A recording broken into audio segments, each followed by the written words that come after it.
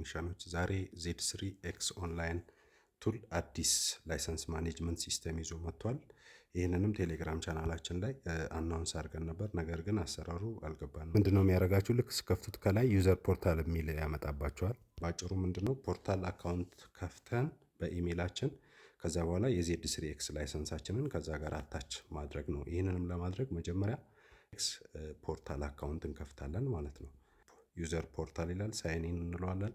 ሳይኒን ብለን እዚህ ጋር ያው ከዚህ በፊት ስላልነበረ አዲስ ስለሆነ ክሬት አካውንት ነው የምንለው። ደስ ያለንን ስም እንሰጠዋለን።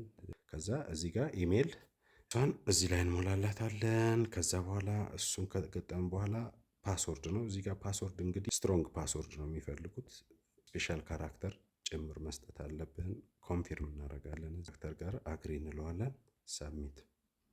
ልክ ይህን ስናደርግ እንደምታዩት ሬጂስተር አረግን ማለት ነው። ሬጂስተር አድርገን ግን ምን ልኮልናል? ኢሜይል ቬሪፊኬሽን። ያን ኢሜይል ሄደን ሊንክ ስናደርግለት ነው አክቲቭ ኢሜይል ላይ ገባና ስፓም ፎልደር ውስጥ ሄደን እንፈልገዋለን። ፊት ለፊት ላይ መጣ ይችላል።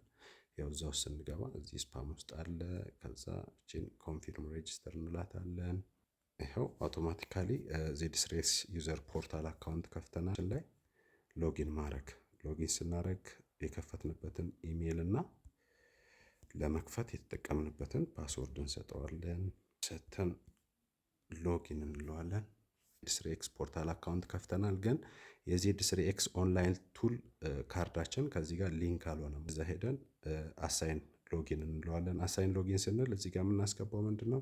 የዜድ3 ኤክስ ላይሰንስ ስንገዛ የተሰጠን ሎጊን ኔም እና ፓስወርድ ላይሰንሳችንን ከዚህ ከፖርታል አካውንት ጋር ሊንክ እንዲያደርግልን ነው። ሴቭ እንለዋለን። ሳይን አድርጎ ሎጊን ሆኖልናል። ልክ ይህን ጨርሰን ቱላችን ስንከፍተው ዘ አካውንት ቢሎንግ ቱ ዲስ ፖርታል ኢሜይል ይለናል። የስ እንለዋለን።